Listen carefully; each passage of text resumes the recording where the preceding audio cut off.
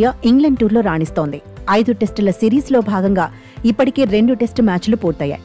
అయితే మొదటి మ్యాచ్ ఓటమి అనుభవాన్ని దృష్టిలో పెట్టుకున్న ఇండియా రెండో టెస్టులో మాత్రం ఆదరకొట్టింది. బ్యాటింగ్, బౌలింగ్, ఆల్రౌండ్ ప్రదర్శనతో ఇంగ్లాండ్ కు ఎక్కడా ఛాన్స్ ఇవ్వలేదు. కెప్టెన్ శుభ్మన్ గిల్ అయితే బ్యాట్ తో రికార్డులను తిరగరాశాడు. రెండో టెస్ట్ ఓటమితో టీమిండియాను చూసి వణుకుతోంది ఇంగ్లాండ్ జట్టు. పెట్టని కోటగా ఉన్న ఎడ్జ్ బాస్టన్ లో 336 పరుగుల భారీ తేడాతో ఓటమి ఎదురవడంతో స్టోక్స్ సేనకు ఏం చేయాలో పాల్పోవడం లేదు. బ్యాటింగ్, బౌలింగ్, ఫీల్డింగ్ ఇలా అన్ని విభాగాల్లోనూ గిల్ సేన ఫుల్ డామినేషన్ చూపించడంతో ఇంగ్లీష్ టీం కు దిక్కుతోచడం లేదు. అందుకే లార్డ్స్ టెస్ట్ లో కంబ్యాక్ ఇవ్వాలని చూస్తోంది ఇంగ్లాండ్. జోరు మీదున్న టీమిండియాను అడ్డుకునేందుకు ఏకంగా ఓ పేస్ రాక్షసుణ్ణి దింపుతోంది. ఈ విషయాన్ని స్వయంగా England head coach Brendon McCullum confirm చేశాడు. మరి ఆతిథ్య జట్టులోకి వస్తున్న పేస్ పిచ్చోడు ఎవరు? అతడితో భారత్కు ఇబ్బంది తప్పదా?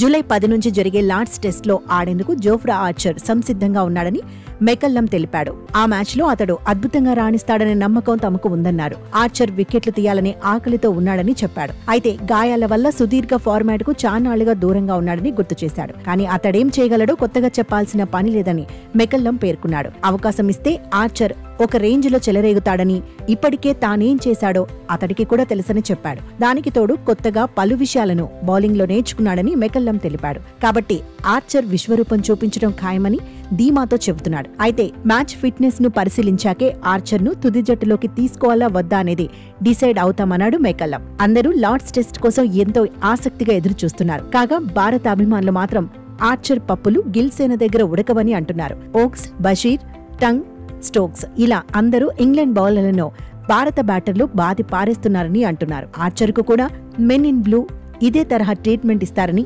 మరీ ముఖ్యంగా కెప్టెన్ శుభ్మన్ గిల్ అతడికి ఒక రేంజ్ లో ఇచ్చి పడేయడం ఖాయమని కామెంట్స్ చేస్తున్నారు.